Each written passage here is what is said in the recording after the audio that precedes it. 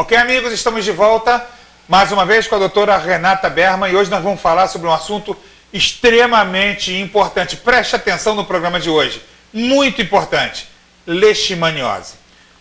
Renata, o que é a leishmaniose? A leishmaniose é uma doença transmitida por um protozoário através da picada de um mosquito, de um inseto. A doença o mosquito se contamina ou com o próprio ser humano ou com animais e transmite a outros seres humanos ou a outros animais com a picada, através da picada. É o mesmo mosquito causador da dengue? Não, são mosquitos diferentes, de hábitos diferentes, de aparência diferente. O mosquito da dengue ele tem hábitos diurnos e o mosquito transmissor da leishmaniose tem hábitos crepusculares, ou após as 18 horas que ele aparece ou antes das 6 horas da manhã. Ele é da night? Ele é da noite.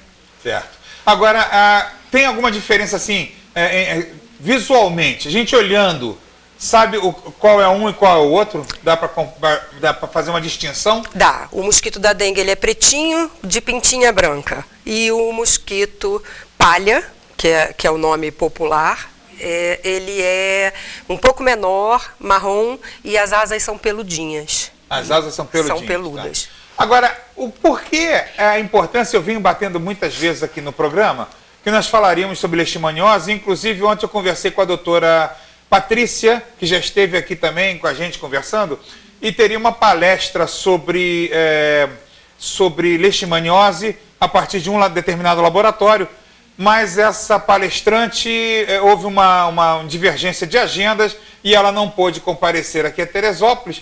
Então eu acredito que ou depois das eleições ou mais provavelmente só no ano que vem nós teremos essa palestra aqui em Teresópolis. Quer dizer, para Teresópolis não, para toda a região serrana, e o Cão Versando já se dispôs, ela já pediu o apoio do Cão Versando, nós estaremos lá para divulgar para o grande público esse assunto. Agora, eu sempre tenho trazido aqui a pauta, a coisa da leishmaniose. Qual é a importância que tem? Porque Teresópolis não tinha leishmaniose, né? Não haviam casos em função de não haver incidência do mosquito, é isso? É isso, né? Até pouco tempo a gente tinha uma definição melhor do clima em Teresópolis, né? A gente tinha mais, como por ser um mosquito de hábitos noturnos, achava-se que ele não sobreviveria nessa queda de temperatura que a gente tem à noite, né? Que a gente de dia às vezes tem 30 graus e à noite tem 5. E só que a gente está vendo que isso não é mais a realidade. Mas não é mais a realidade em função do clima não ser mais o mesmo ou de uma adaptação do mosquito às condições climáticas de Teresópolis? Eu acho que as duas coisas e ainda uma terceira, que é o saneamento básico, que é o lixo, é a água, é entulho e agora então, depois do evento, né, esses bairros, o bairro do Campo Grande que sumiu, né, e que está lá, entulho, né, nada foi feito. E isso é uma condição adequada para um criatório de mosquito? Sim.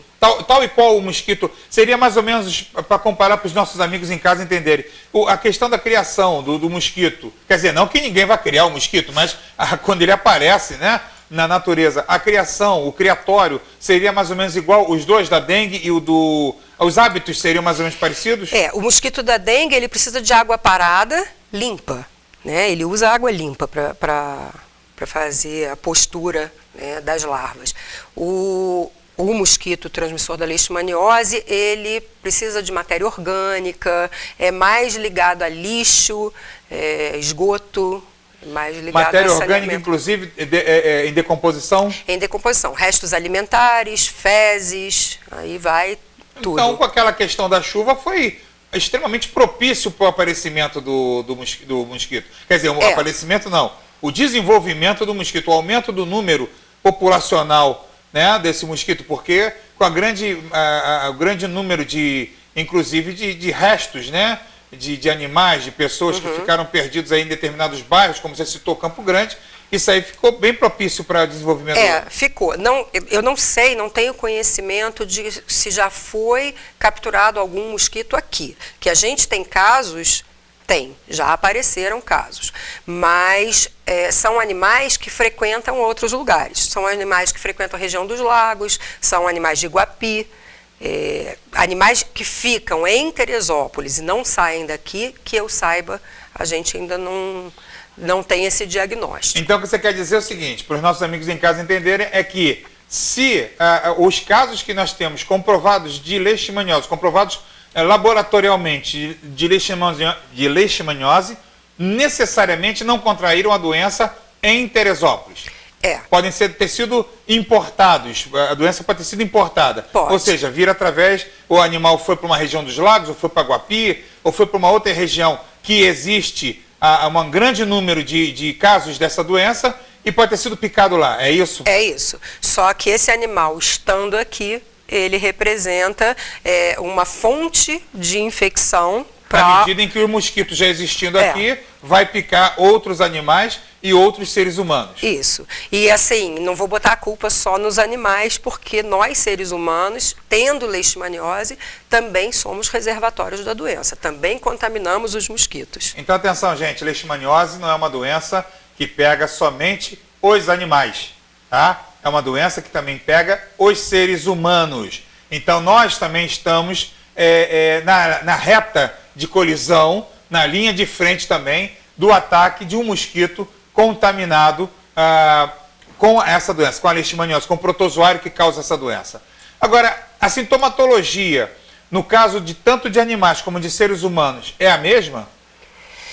Tem dois tipos de leishmaniose. A leishmaniose tegumentar, que as pessoas ou os animais têm lesões na pele, não tem uma contaminação sistêmica, não afeta a órgão, de pele. De pele. E esses casos, os sintomas são feridas, que não cicatrizam, e que muitas vezes tem cura espontânea se a pessoa tiver uma boa imunidade, ou se o animal tiver um sistema imune competente. E existe a leishmaniose visceral. Essa sim, considerada zoonose grave. A leishmaniose tegumentar, o animal não é nem considerado reservatório da doença.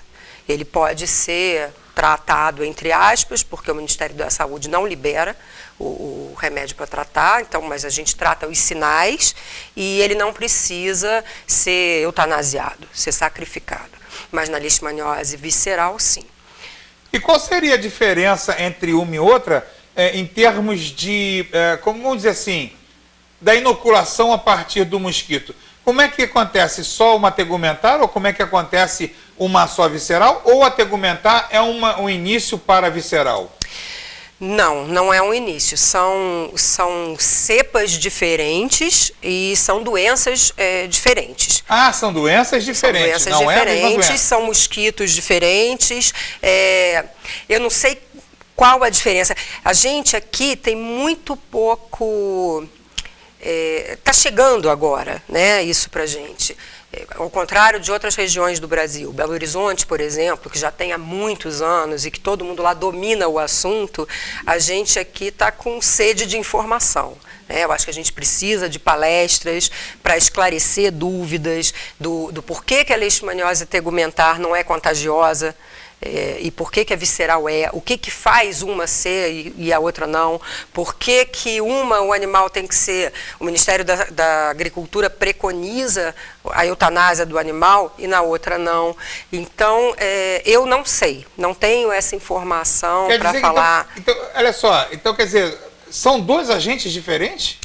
São dois mosquitos diferentes? Eu acho que são dois protozoários diferentes. Protozoários diferentes. Eu não tenho certeza disso não, mas eu acho que são doenças diferentes, sem dúvida. Uma não evolui para outra. Uma não evolui para outra. Não evolui para outra. São duas coisas. E as duas, tanto a tegumentar como a visceral, podem acometer o ser humano? Todas as duas podem acometer o ser humano. Todas as duas pela mesma forma? Pela picada mesma forma. Do mosquito infectado. Pela picada do mosquito infectado. Certo. Agora, olha só, a questão do tratamento, porque na parte visceral, nós sabemos, todos os colegas sabem, apesar de nós não termos esse avanço em conhecimento em função de que não havia a doença em Teresópolis. Então, nós praticamente descansamos com relação a isso. Quando eu digo nós, todos nós profissionais dessa área, da área de veterinária, nós descansamos nesse sentido, né? Nós procuramos. Não tem, a gente também não procura saber muita coisa a respeito. Então, essa questão toda, a obrigatoriedade da eutanásia, no caso visceral, no caso do ser humano, você sabe alguma coisa? Como é que se comporta? Seria também? Porque se em um animal a recomendada eutanásia, o que é recomendado no ser humano? No ser humano é recomendado o tratamento. E por que é recomendada a eutanásia do animal? O ser humano ele é reservatório tanto quanto o animal. Né? Ele fica sendo um mecanismo de contaminação do mosquito. Só que existe tratamento. E o tratamento para o animal e para o ser humano é exatamente o mesmo. E é por isso que o Ministério da Saúde exige a eutanásia do animal, para que não se use a medicação que é reservada para o ser humano em animais. É uma medicação importada e que o Ministério não tem interesse que a veterinária comece a usar isso, com medo de faltar para os humanos e com medo que adquira-se uma resistência à medicação se ela for começada a usar indiscriminadamente nos animais. Com relação à resistência, eu até concordo, mas com relação à questão que você colocou de repente haver um medo de se utilizar e não ter o suficiente para os casos humanos, que são muitos, né? São muitos. Casos humanos no Brasil inteiro? É. Será que já não era a hora também de se quebrar uma patente, como foi feita com a questão dos remédios para AIDS? Será que já não era a hora do governo intervir, o governo federal intervir e quebrar a patente? Ou mesmo os laboratórios do governo, como os laboratórios da Marinha, né, ou a mesma Fiocruz, eles começarem a desenvolver, ou até mesmo lá em Niterói, o Vital Brasil, eles começarem a desenvolver a medicação aqui no país. Será que não existe uma política de interesse, não existe uma vontade política, ou existe algum interesse financeiro dos laboratórios das multinacionais? Eu não sei o porquê. Agora conseguiu-se, em torno de um mês e meio atrás, em Goiânia, se não me engano, não sei se foi Goiás ou Goiânia, conseguiram uma liminar na justiça para tratamento. A primeira no Brasil... Para tratamento? De leishmaniose canina. De leishmaniose canina. Visceral canina. E isso abre um precedente. Eu acho que em breve a gente vai começar a tratar, se Deus quiser. Mesmo porque alguns colegas se recusam, né? Ou mesmo alguns clientes se recusam a entregar o seu animal que está ali com ele há 8, 9 anos e entregar o animal para um sacrifício, havendo a possibilidade de um tratamento que é 100% de certeza que vai ter uma eficácia, não é? Que vai resolver o problema. Então, quer dizer, a saída da eutanásia é uma saída simplista, né, não? Bastante. Isso é uma coisa restrita ao Brasil, né? No mundo inteiro Isso que eu ia te perguntar. Aí que eu ia te perguntar. Isso é só Brasil? É só Brasil que é assim? É um dos poucos países. A Europa inteira se vacina animais contra a leishmaniose. Estados Unidos se vacina animais contra a leishmaniose. É permitido o tratamento dos animais que apresentam a doença. E no Brasil, até muito pouco tempo atrás, o Ministério da Agricultura não permitia nem a vacinação. Que agora... Existe vacina? Existe vacina. Então, um momentinho. Nós vamos agora para um pequeno intervalo comercial. No próximo bloco, nós continuamos com esse assunto de leishmaniose. Até já!